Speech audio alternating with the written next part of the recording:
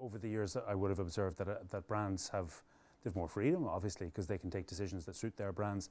They're closer to their consumers, their target markets, and they've got big budgets for understanding those consumers as well.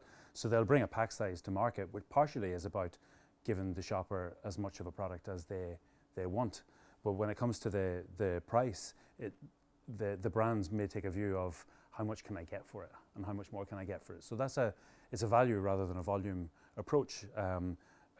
Brands and brand-focused retailers are more about how much money can I get out of the shopper's wallet. Whereas from a private label point of view, it's about how many packs can I get into their trolley or their basket. So it's a volume approach rather than a maximization of value.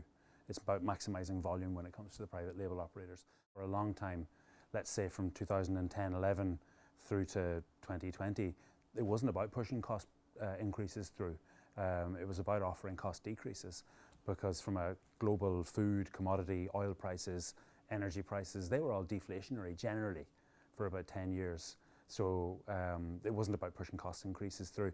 And the negative from that was that you had a whole cohort, a whole generation of buyers who didn't know how to deal with the cost increase. And that made it really difficult through 2021, 22, 23, when manufacturers were coming with really good reasons because of things that were completely outside of their control.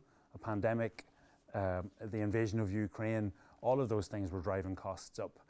But you had a load of buyers who didn't know how to deal with the cost increase. So that was a real point of conflict. How they managed to achieve them changed then, because previously it would have been about convincing the retailer that it was due, but not sharing too much information with them.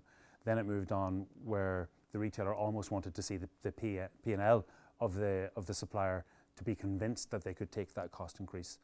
So the big question for private label manufacturers is how do they not get caught in that tender process that happens every year or every 3 months, depending on the customer, where they have to submit a price, and if it's not the lowest price, then they're kicked out of the tender. They don't even get a conversation.